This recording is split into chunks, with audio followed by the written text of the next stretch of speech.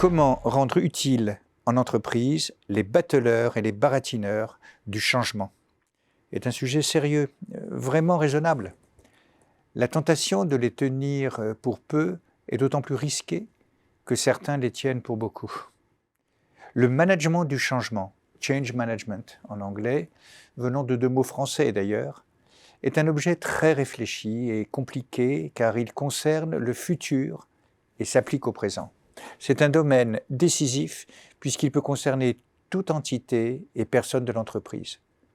Cette approche suppose donc une vision des ruptures ou des évolutions structurantes de l'entreprise sur ses marchés actuels ou envisagés, mais aussi des actions à entreprendre dès que possible, afin, au minimum, de préparer le terrain et éventuellement d'opérer des modifications majeures ayant des implications lourdes.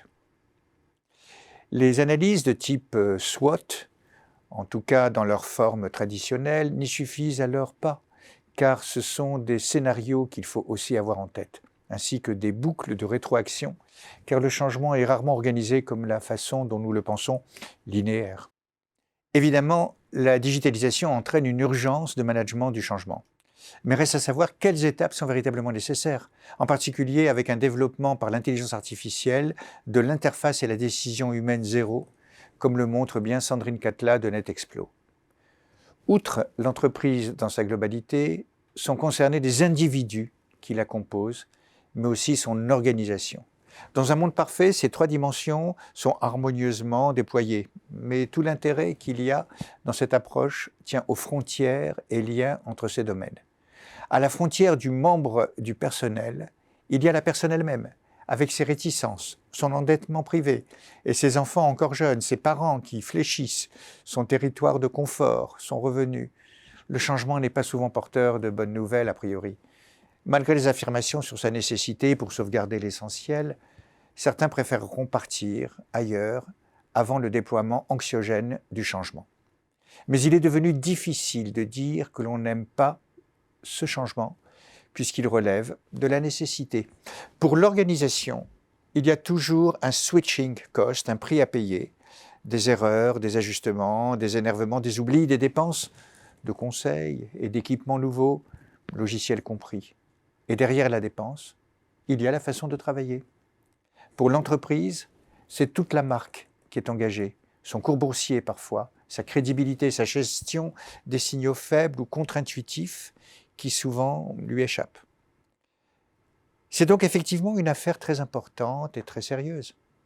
Mais le stress attire les bonimenteurs, les charlatans, les bateleurs et les baratineurs.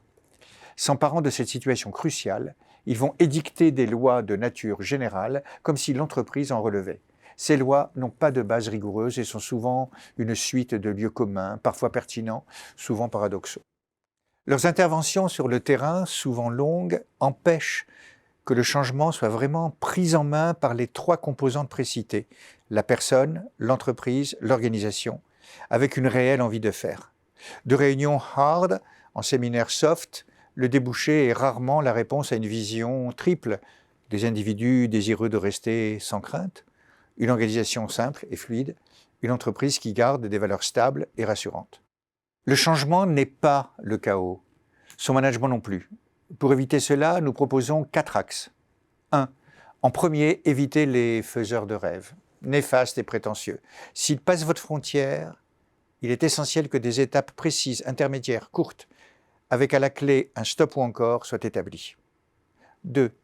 Il convient aussi que ces interventions externes ne se substituent pas à la DRH dans les carrières du personnel et ne soient jamais dans le jugement moral ou le rapport sur les participants aux sessions qu'ils animent.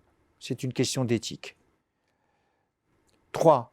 Le vocabulaire qui est employé doit être clarifié et toujours accessible, de même que les présentations à vocation quantitative.